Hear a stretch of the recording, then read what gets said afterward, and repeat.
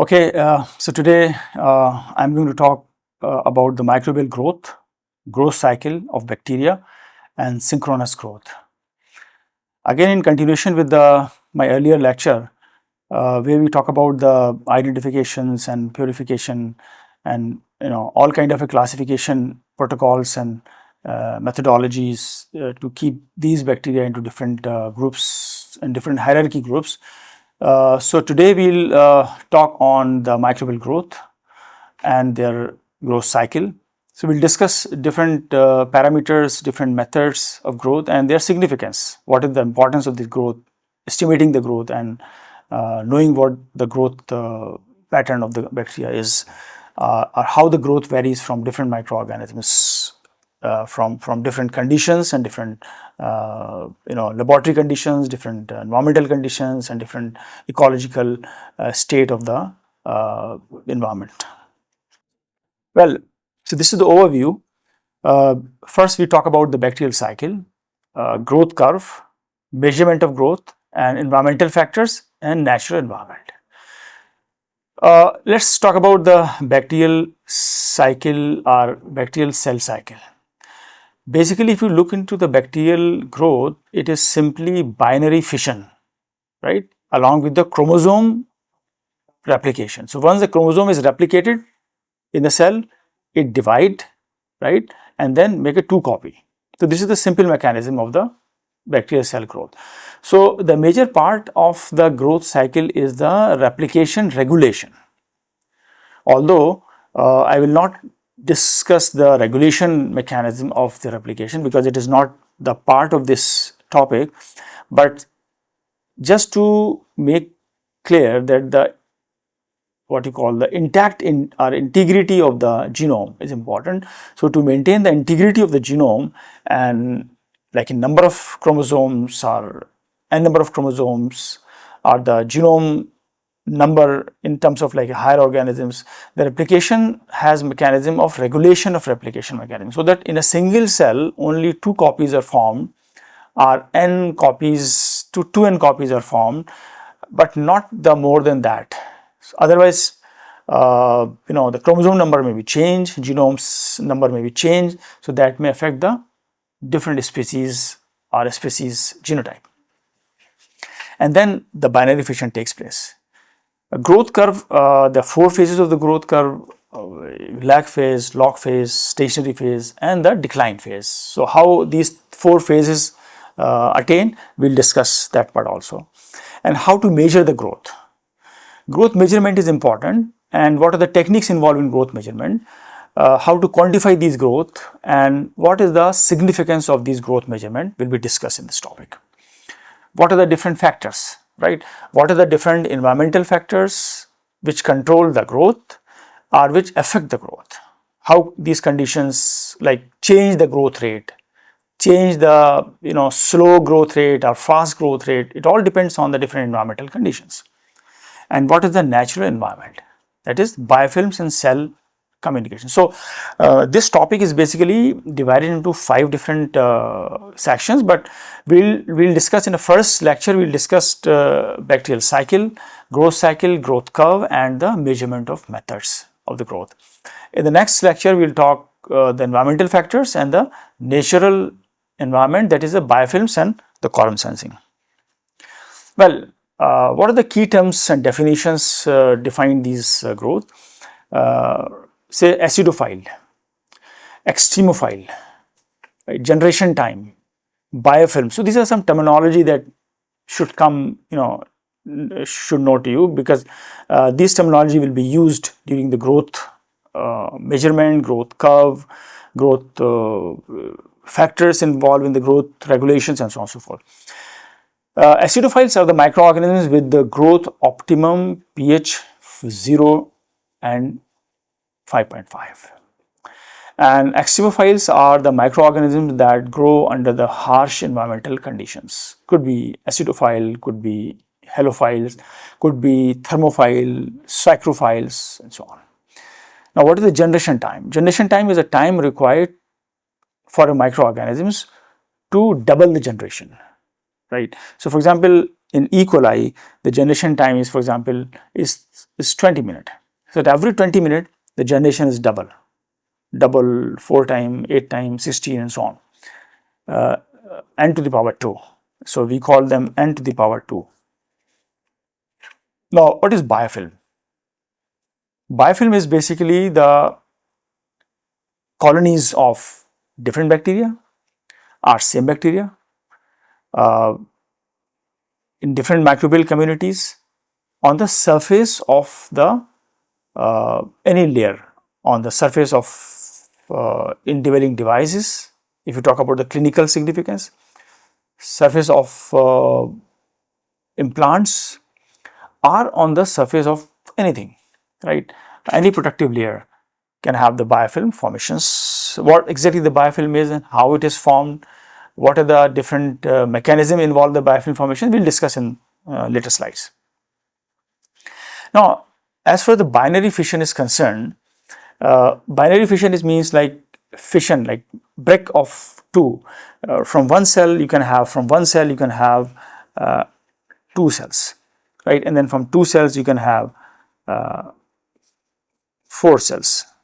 So this is called binary fission, right?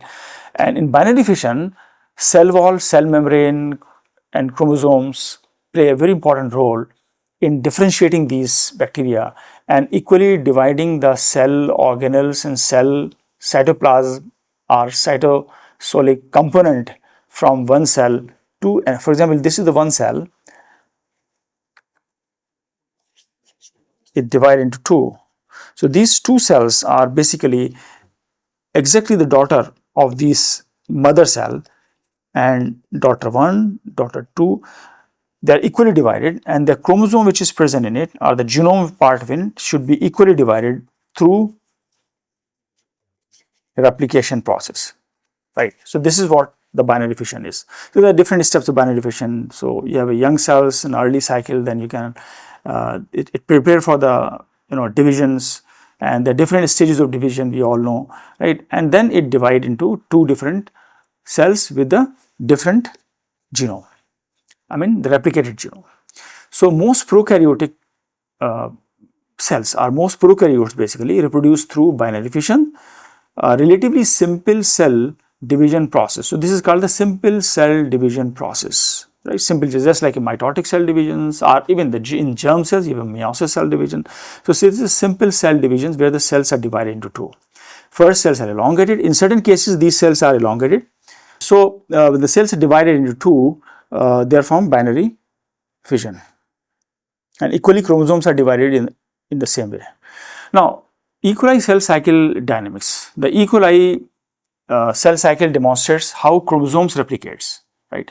As I have told you earlier, the chromosomes are divided through replication process. So what is replication process? Replication process is when this is the DNA, it divided into 2, then you can have replication here. So you can have 2 copies of the genome are formed in each cell. Now, what is most important part here is cell division, that how replication cycle maintain the integrity of the genome. Now, this is what the integrity of the genome or integrity of the genome is important, because if the integrity of the genome is not maintained through replication process during the binary fission, then you may have the different number of chromosomes may present. So trisomy, monosomy, or multiple chromosomes copies may be formed. So you can have like bacterium, then you can have this replisomes comes and the divide, and then replication takes place, and finally you got the 2 cell divisions, cells are formed. Now there are different steps involved in, for example, initiation of replication, then you can have elongation of replications, then you can have the septum formations. Now during the process, right, M1 and M2 phase, then you can have S phase, which is called synthetic phase, where the DNA replication takes place, then G1 and G2 phase. Now in G1 and G2 phase, in G1 phase replication regulation starts, and the enzymes and the proteins which are formed in G1 phase to control the replication, right, are appeared and then in G2 phase they disappeared, and then again when the G2 after G2 phase the mitotic phase comes, cell division takes place, then again the reappearance of the same factors which involve in the initiation of the replication process. So this cycle of the we call the of the replication cycle, or the dynamics of the cycle, is that the replication is initiated, terminated, and in between it is regulated before cells divide, so that the integrity of the genome is maintained. This is very, very important. No, if integrity of the genome is not maintained, then you may have in this cell you may have 2 chromosomes, you can have half chromosome, you can have 2n, 3n, nobody can control it in producing the large number of chromosomes if the regulation of the replication is not activated during the cell cycle. Now, the cytoskeletal protein in a cell division. So, during cell division, there are certain proteins which are involved in maintaining the structural integrity of the cell, right. So, the most important protein we call MREB protein and FTSZ protein. Now, these proteins are like spiral filamentous around the cell interiors and help to determine the cell shape, cell size also, and more of chromosome to episode to. Then we have FTSZ protein. Now, in FTSZ protein, it assembles at the cell center to form the Z ring. It is essential for the separation and cell division. Now, if the FTSZ protein is inactivated, right, in that case, you may lose the septum formation. So, this is called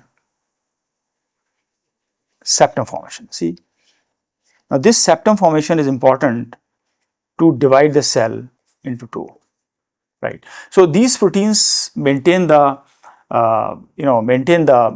so this is how its septum formation take place. This protein maintain the cell structure, cytoskeleton of a cell, so that the cells can easily divide and remain intact in the specific shape and size of the cell. Now, cell division apparatus assembly, this is a little complex, but I think just to have an idea about the need not to remember all these protein, but I think the FTSZ ring, which is formed during the septum formations, carries all these genes or all these protein factors which are required to maintain this ring. So, this is called anchor Z ring to plasma membrane, and it coordinates the septation or separation of the cell and chromosome segregation. So, when the septum formation takes place, before that the after S phase, G1 and G2 phase comes. So, in G1 phase it comes, and then all the separation of the chromosomes takes place, and then a peptide glycan synthesis takes place, and then hydrolysis of peptide glycan to separate the daughter cells. Now, this process, the whole process taking place during the cell division, and it requires the coordination of the assembly of these multiple protein 1, 2, 3, 4, 5, 6, 7, 8, 9, all these multiple proteins which coordinate during the assembly formations, and so that the process begin with the FTSZ protein which form the ring structures during the septum, and this ring followed by the anchoring the proteins and the cell wall synthesis machinery. Now, it is a simultaneous process of replication and the daughter cells formation, where all these assembly coordinate to form the cytoskeleton protein in order to produce the intact cell with the correct number of the chromosome copies. Now, the 4 phases of the microbial growth, which is important to understand.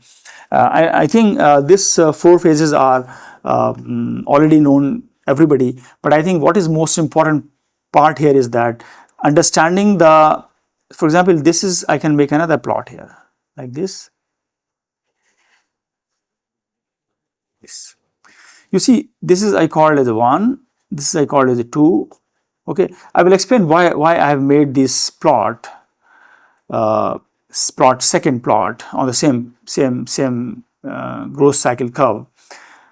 Before that, we talk about the different phases of these cell cycle, different phases of this microbial. Now this growth curve basically has a significance to understand the growth rate, generation time, and these things, these factors are involved to evaluate different microorganisms growing in different environmental conditions. That could be media, pH, temperature, humidity, and so on. So first we talk about the lag phase. What is lag phase? Now lag phase could be small like this, it could be large like this. But what is lag phase? Lag phases means the phase which is the dormant phase. A dormant phase means in which the growth number are not increased. So this is the log number of the viable count. Alright, and this is the time on the x-axis. On y-axis you have a log number of viable count. What is the log number of viable count? Log number of viable count means the logarithm phase, because the cell growth takes place exponentially. So this is how, see, this is exponential growth. It could be from this point, right? But it is not like that. Why it is not like that? Because you have a starting point is the cells may take certain time to prepare themselves for the growth. So this time which is required to prepare the cells to grow, we call the lag phase, right? Lag phase. In a lag phase, it may be a few minutes, it may be hour, it may be more or less. It depends on the cell's condition in which cells are being kept. For example, if you are taking the cells from minus 80 degrees centigrade, lag phase may be, more. Or if you are taking the cell from the already grown, overnight grown culture from the incubator and you kept these cells into the fridge at 4 degrees centigrade and then you keep the cell out for some time, and if you are taking the cell from that culture directly to regrow, repassage or regrow, reinoculate into another media, then your lag phase may be reduced. So length of the lag phase, right, before it reaches to the growth, it depends on the cellular conditions, media conditions, environmental conditions, and in which the cells are being kept. So this is called lag phase. So there's a no increase in cell number. See, there's a no increase in the cell number as cells synthesize and prepare for the preparation of the cell growth and adopt the medium condition. It could be rich medium, it could be, minimal medium, it could be selective medium, any kind of a media you can use. Accordingly, cells are prepared themselves in order to grow for a longer cycle. Now, then come to the exponential. So this is called exponential phase. From here to here, this is called exponential phase. So this is exponential phase. Now in exponential phase, you have the growth rate, which is exponentially logarithmic growth, and that's how we call them as a log number of viable count. Now again, I can point out here the word viable count. It will be better understood when we talk about the different method of growth estimation, direct method, indirect method, viable count, and so on. So viable count means the cells which are viable, which are live cells. Obviously, we talk about the live cells. Dead cells will not be talked, although there's a lot of dead cells are also present. So we talk about the only log phase which help in growing. So there is exponential growth rate of these cells on the plot. Now again, this plot, this line from here to here may also vary. It could be long, it could be small, it could be very small. It depends on, again, various factors: growth conditions, growth rate, right, and environmental conditions, media conditions, and so on. Now what is most important part here is the curve nature of the transient state of this curve. Say, again I make here very clearly. So you can have the lag phase, log phase, stationary phase, and decline phase. Now you compare this plot to the original plot 1. You find variation, and this variation is basically because of the transient state from here to here. Now why this, there's a curve in this here, and here it is a steep. So this is a very ideal condition which is not possible.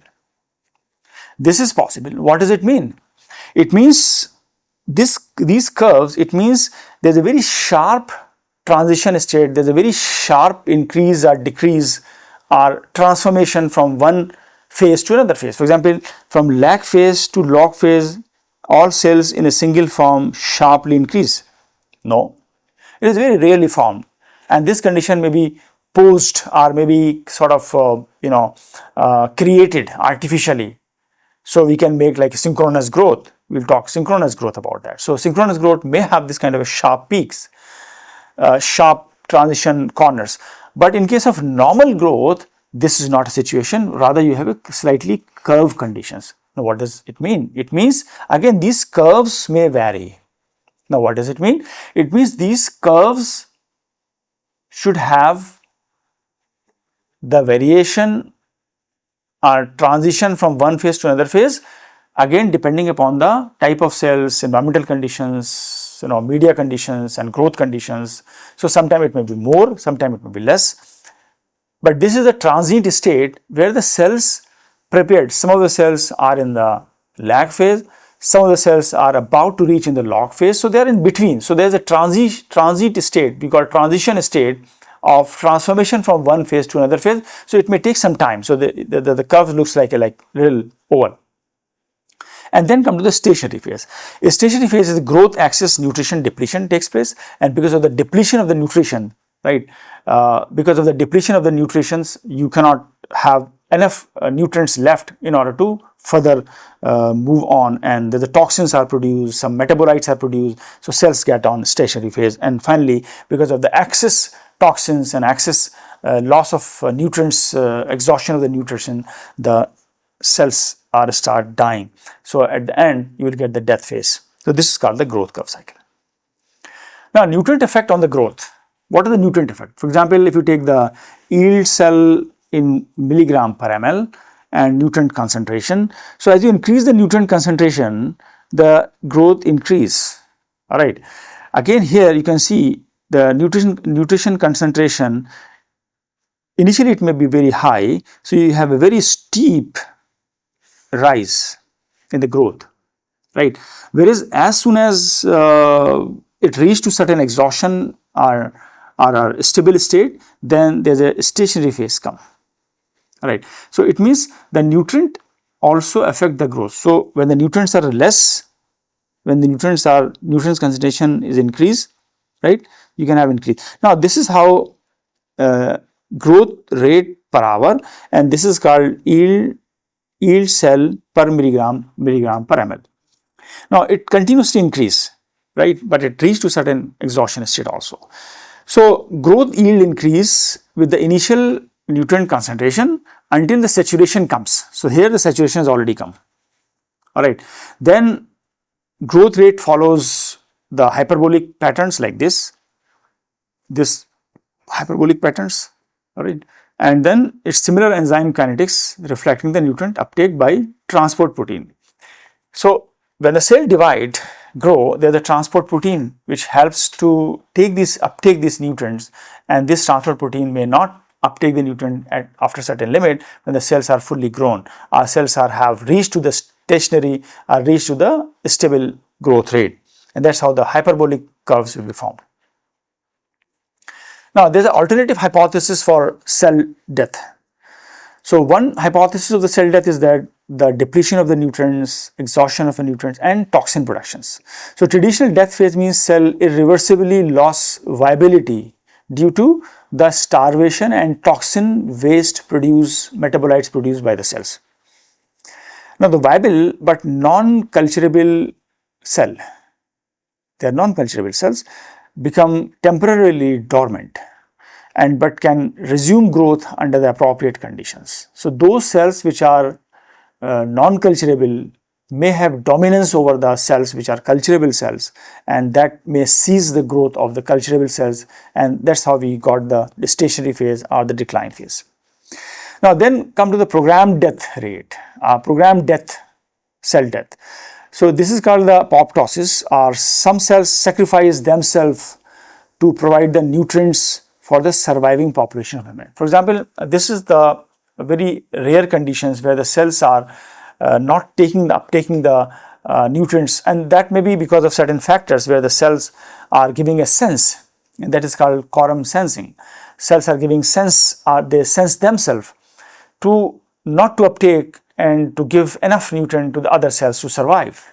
So this is another features of the cells during growth. So these are some concepts, hypotheses behind the decline phase. Why the cells are dying, what cells death take place, why the cells are dying because of starvation, because of toxin productions, or because of the apoptosis, or because of the non-culturable cells population dominance over the culturable cells population.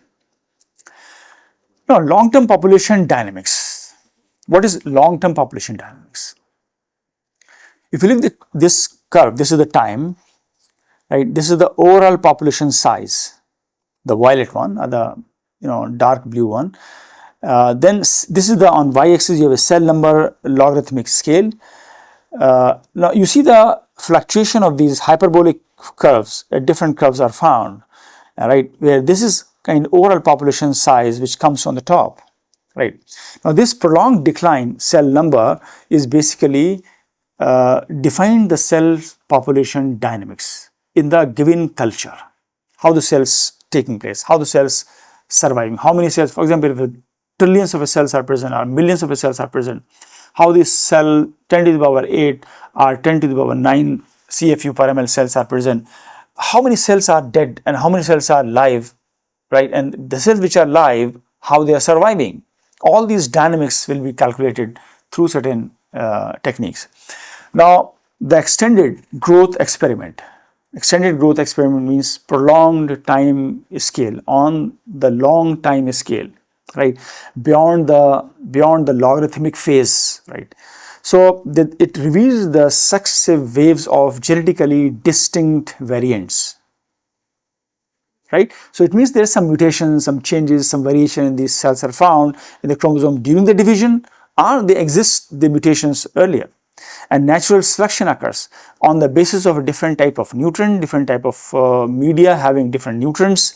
So natural selection occurs within the culture vessels as a population evolve to better utilize available nutrients and tolerate and accumulate toxin.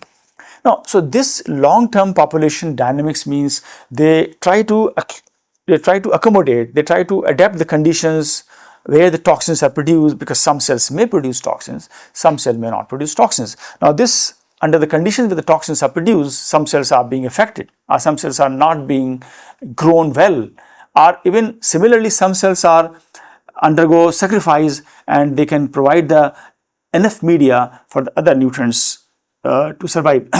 Or other word, survival for fitness theory says that cells can have overpower to the other cells and they exhaust, they take the nutrients and not allow the nutrients to other bacteria, and so the cells are dying. So there are different concepts have been defined in this hypothesis.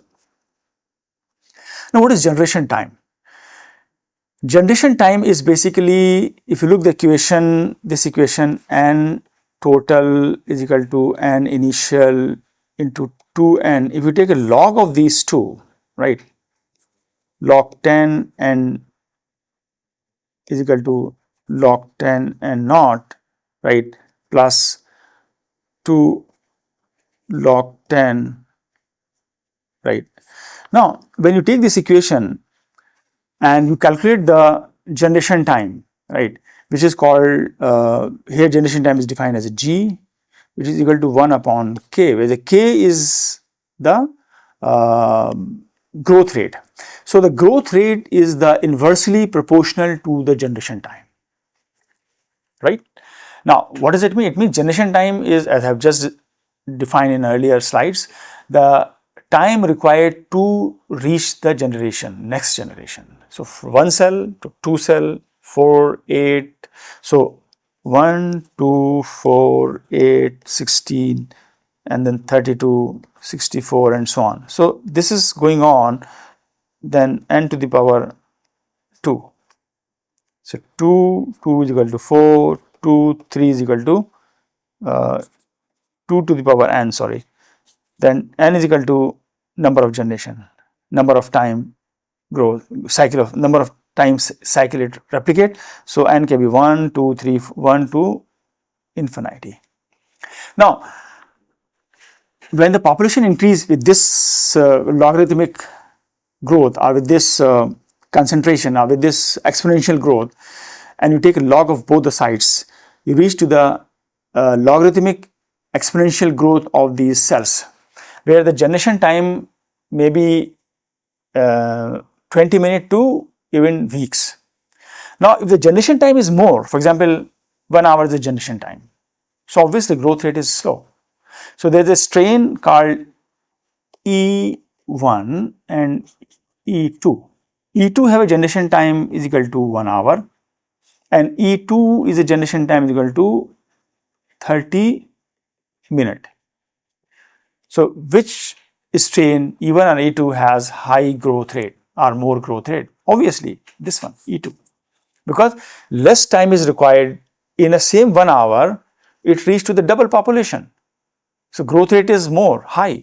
So therefore, growth rate is inversely proportional to the generation time. Now this is the number of cells on the x-axis, and this is the time required for incubation from minutes, 20 minutes, 40 minutes, and so on, and log number of the cells on the side. Now if you look this, the exponential microbial growth like this, there is a 4 generation of growth are plotted directly.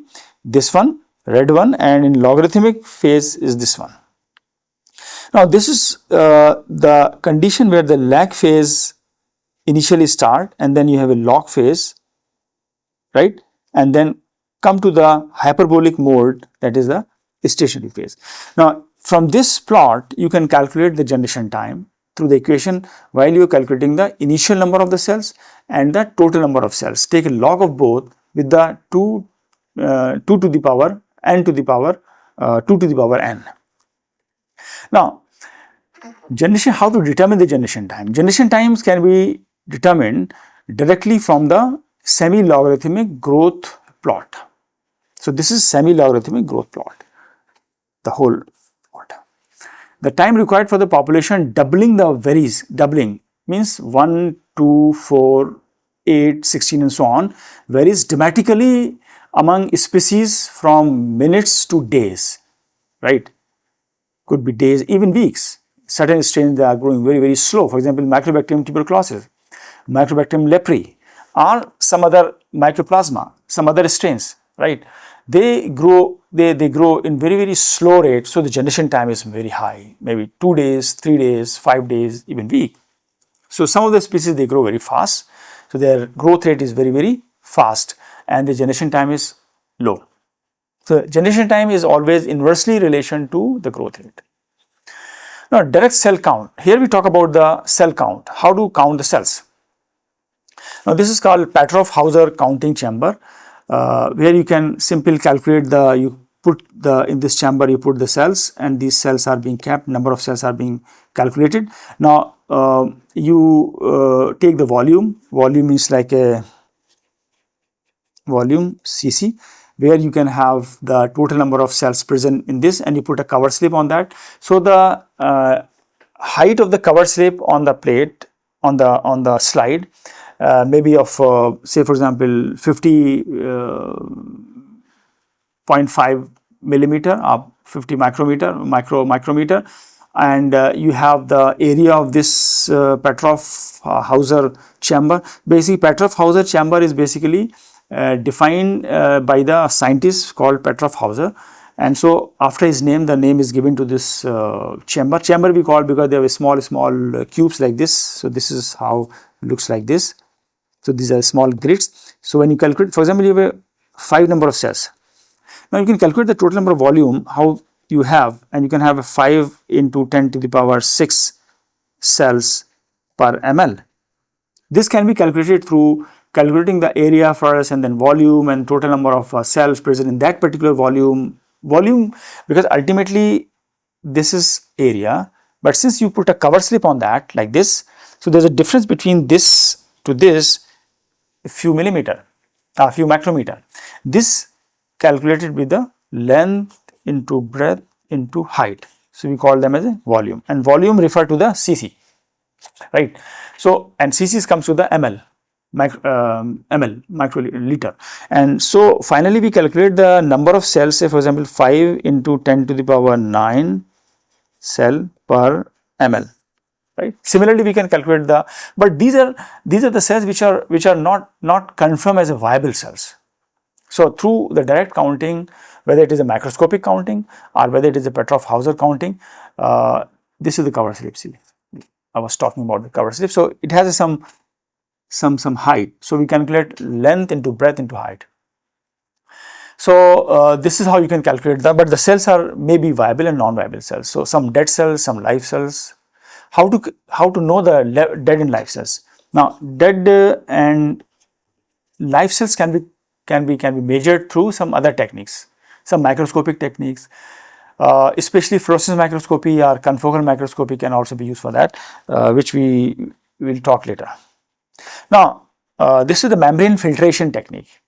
In case of membrane filtration technique, you just take a cell, filter the cell with a 0.2 micron membrane filter, and after getting this 0.2 micron filter, you keep this filter on the plate. This plate is a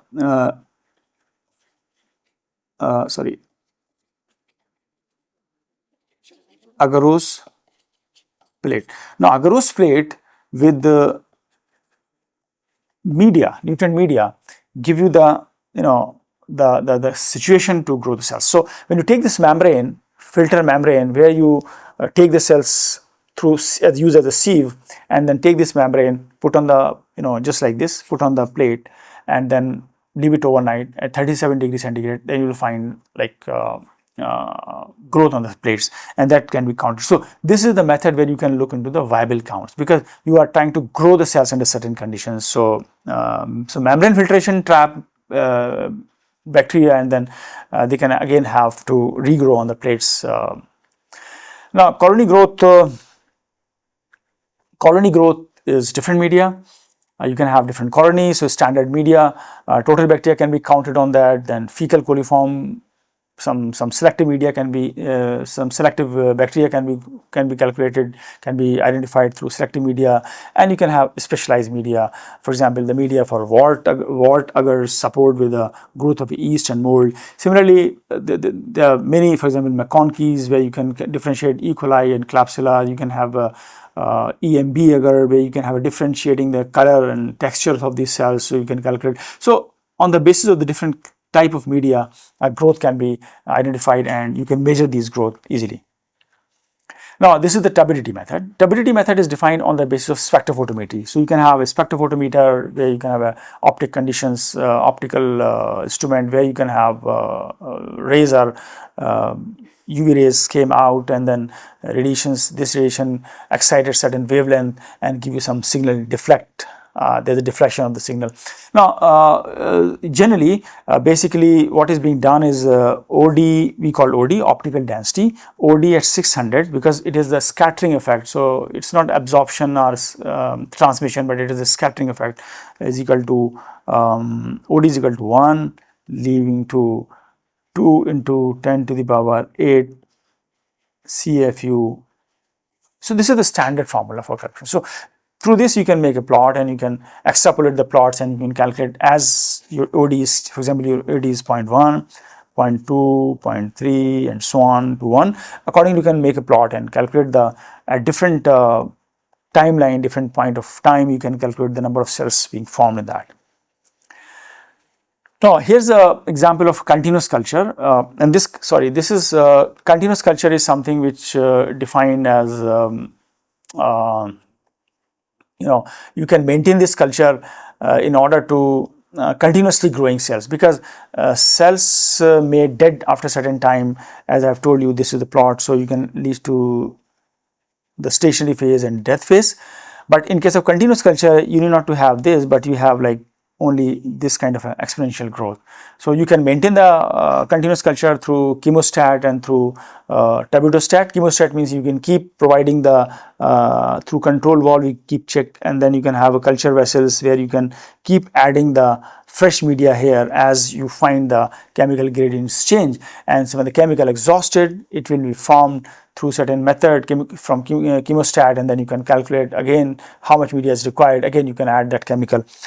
Then you have a chemostat growth rate. This is a density, biomass, and then generation time, and then you have a nutrient concentration. So through this plot, this is the measurement values, and you have a dilution rate. So you keep diluting, and after dilution, you can have either reduction of a growth or cell mass density can be calculated. Now, at what cell density you are going to rejuvenate or reactivate the culture through adding certain chemical, certain media, nutrients, this you can decide through this calculation. Thank you very much with this, and I think now we have another talk on different topic.